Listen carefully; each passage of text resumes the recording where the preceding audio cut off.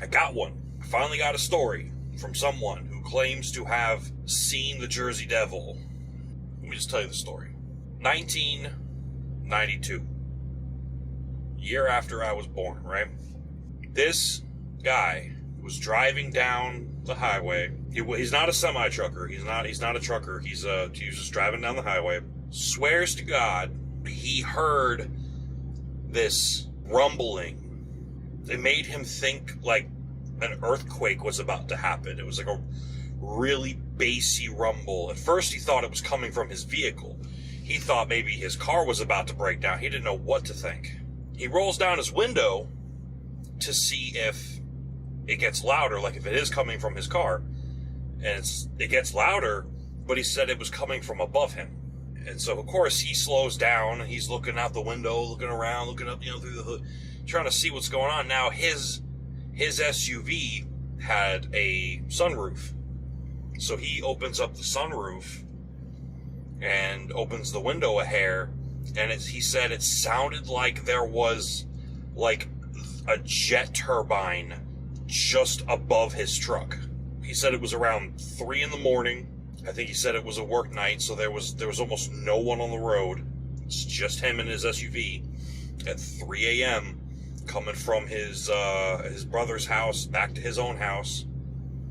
And he said it followed him for multiple miles. He said it had to have been at least 7 miles that he was driving on this highway, and it was loud, rumbly noise coming from right above him. First he thinks aliens. Then, when it just randomly stopped, he was like, okay, that's weird. Then he heard what sounded like a high-pitched ringing noise. You know how like in war movies, like when an explosion goes off, they have like the tinnitus ring sound? It was like that, but very faint. Very faint. Almost like when you plug in your charger and it's like not plugged in quite right. It makes like a high-pitched shrill squeak and you jiggle it and it stops. It was like that. And he could hear it just barely over the engine of his own car, of his own vehicle. He takes the exit. Now he has to drive through a considerable amount of woods. He's in more in the mountainous areas of New Jersey, the more rural areas. He's driving through the woods and it's getting progressively louder and higher in pitch, and it's getting louder and more noticeable even over the engine, even over just the static sounds, until it's it's like this high-pitched whistle. And this all happened in the span of about a mile, he said. He can't figure out what it is. He's got his sunroof open. He's listening. It's definitely coming from above him, because he said when he opened up his other windows, he couldn't hear it as much. He said it was definitely coming from above him. So he finally gets to a point that he's got two things running through his mind. He's afraid that there's either something very wrong with his vehicle and he should probably stop and see what's up, or that there's like aliens about to something in the sky is going on weird. So he decides, I'm going to pull over. What possessed him to pull over? Where he pulled over? I don't know. Because he said he pulled over, no streetlights, pitch darkness, shoulder of the highway, surrounded by woods in the mountains. I would have probably pushed it a little further until I got to, a truck stop, or a gas station, or someplace with at least fucking lights. But he stopped in the dark, in the middle of I was like, you're braver than I am, sir. He's like, well, he said, to be fair, I was so confused and concerned that it was my car that I didn't care. So he pulls out a flashlight. He gets out of the car. When he gets out of the car, he said it is really, really loud. It is super loud. And he's looking in the sky like, where the fuck is this coming from? And he knows his vehicle's off and the sound is still there, so he knows it's not his car. Yeah, I think he drove like a SUV, like a big SUV. He's like, okay, so it's not coming from my car. What is the sound? And all of a sudden he hears like it peaks, it gets really loud, and then he heard like and he felt a gust of wind. Like a strong gust of wind, but the trees didn't move. So he felt this huge gust come out of nowhere, but the trees didn't move. Nothing moved. It was just this gust and him. And he said it was a strong gust. Like, he even took a little step backwards. So he looks up, and he's trying to follow what direction he thinks whatever it was that just swooped past him might have gone. And he starts to hear it again. This high-pitched, shrill squeak that's slowly turning into like an ear-piercing tinnitus scream. And for a split second, he said, I saw two stars that looked like they were red until they started moving. And then he realized he was looking at a pair of red eyes that were flying overhead, but they were really far away, but they were glowing bright enough that he saw them. He thought they were stars, or maybe like airplane lights. He panicked. He said he had never felt that scared in his life. He felt a primordial fear. He said it was a fear. This guy's a veteran.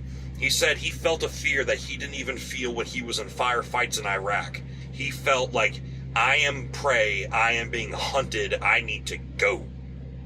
That's all that was in his mind. He said, I did not feel like a soldier. I didn't feel like a warrior. I didn't feel like a person. I didn't feel, like I had any chance. I felt pure fear of whatever this thing was. And he said, I felt like I was prey. Like, he's like, I think I finally felt what it feels like to be a deer being chased by a cougar. Gets in his SUV, hauls ass down the highway, gets home. The whole way home, he closed the sunroof and everything, obviously, but the whole way home, every once in a while, he'd hear that, and then he'd feel the whoosh, and the car would shake a little bit. But he'd be looking out the window, none of the foliage around him is shaking. It's just his vehicle.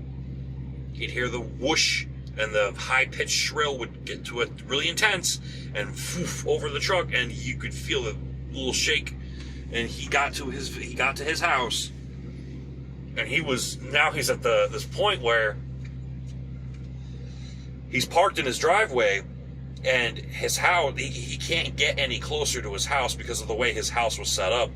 He said it was at least 30 to 40 feet for me to get to my door, and I have to unlock my door and get in.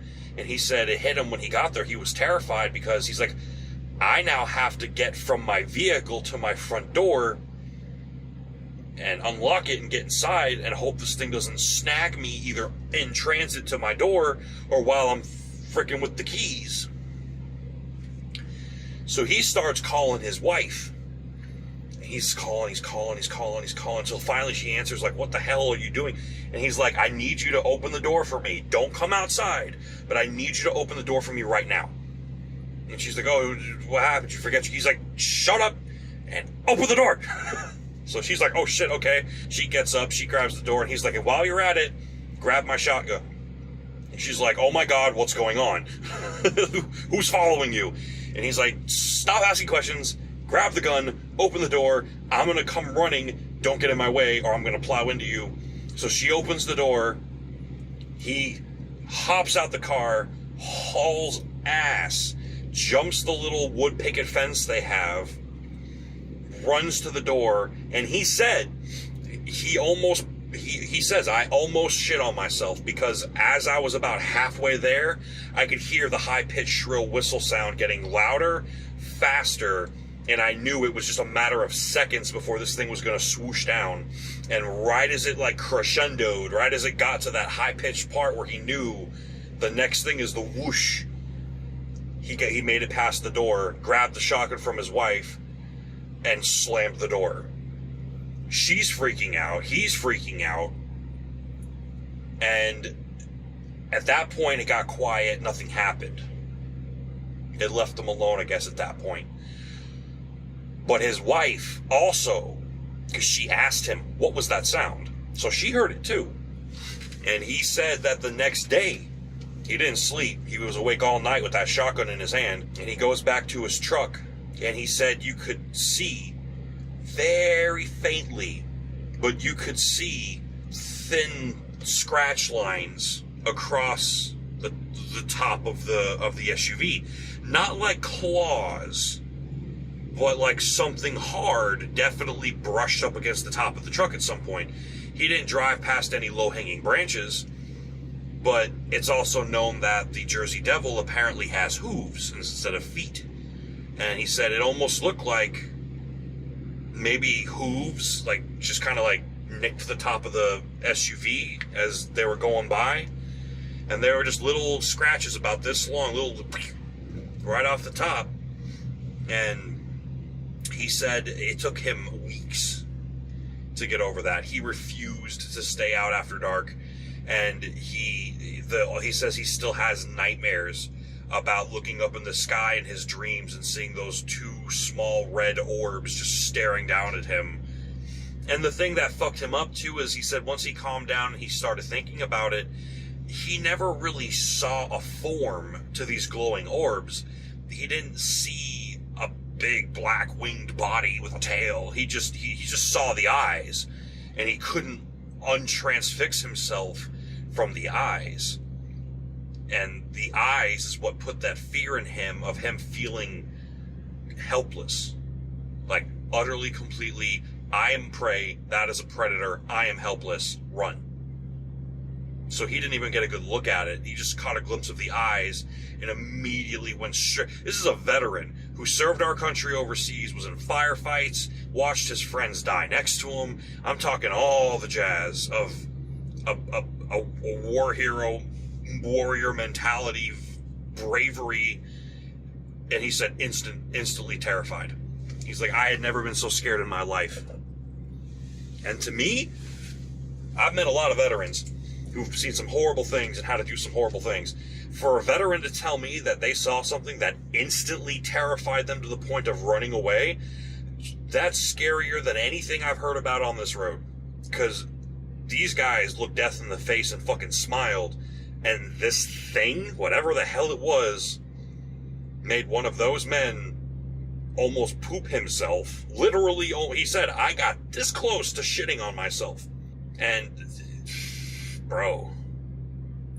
So, I've always been interested in cryptids and researching them and, reading the lore. I think they're fun in games, but that story freaked me the fuck out because I like to tell these stories. I don't normally believe in any of this stuff.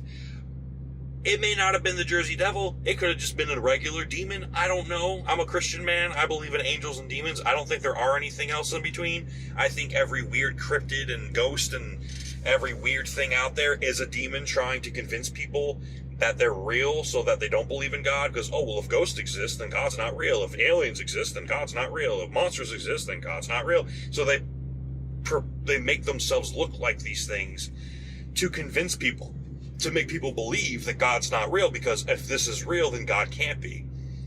Because the Bible says if you die, you go to heaven or hell. That's it. There is no in-between.